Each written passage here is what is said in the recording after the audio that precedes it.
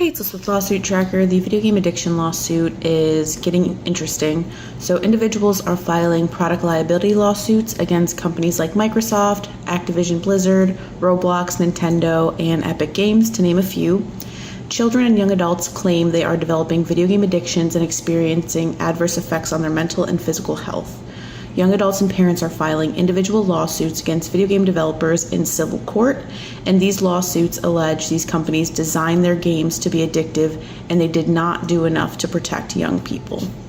So far, only one state has consolidated these lawsuits. California has consolidated over 100 video game addiction lawsuits. This group lawsuit will be overseen by Honorable Samantha P. Jessner in the Los Angeles Superior Court.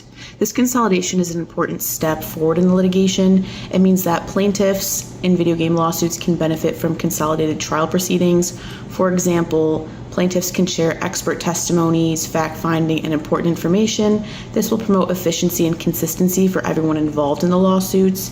Really, it's the first big step into making this a federal lawsuit where people all over the country can get involved. So most of the injuries that they're suing for include depression, anxiety, aggression, lack of interest in other activities, and disconnection because of their uncontrollable drive to play video games, allegedly. Addicted children and young adults may spend less time engaging in activities that bring them joy outside of gaming. Additionally, many of these youths are struggling or failing in school, which is causing them and their families to suffer emotionally, socially, and financially. The design of these games can override someone's ability to limit the time they spend gaming. Instead, individuals feel uncomfortable urges to play even more and may choose to quit other real-life activities. Many people filing lawsuits hope to secure financial relief for their families and inspire the regulatory change needed to protect future children from these harms. So most of these lawsuits are really focusing on teenagers and children. I've had questions from older adults saying, I have been addicted too. It's likely not going to meet the criteria if this goes federal, but if you're trying to sue individually right now, like other people across the country, shouldn't really be an issue. You'd want to speak to a lawyer in the state that you're living in. So parents and young people are accusing the game manufacturers like Microsoft and Apple of intentionally creating addictive video games to maximize profits. For example, features like loot boxes, microtransactions, vibrant and compelling graphics, and variable rewards may encourage over-engagement.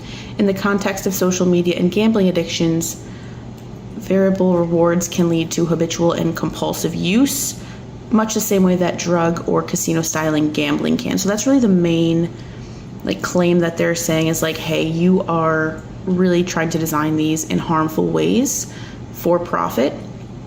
And like I said, they are referencing drugs and casino-style gambling. Personally, I think the casino-style gambling makes more sense in this, but let me know what you think. Parents and advocates and young adults believe tech companies knew the risks and failed to warn the public. Instead, they believe these organizations chose to continue to create addictive games that kept their user engagement high, even though the products caused the mental health of youth to suffer. Meanwhile, these companies were often increasing their profits, which, tale as old as time. So why specifically children and teenagers as the focal point of these lawsuits? So children and teenagers may struggle to balance their game time because of the way their brain is wired and the developmental stages they're going through. So they're a little bit more vulnerable.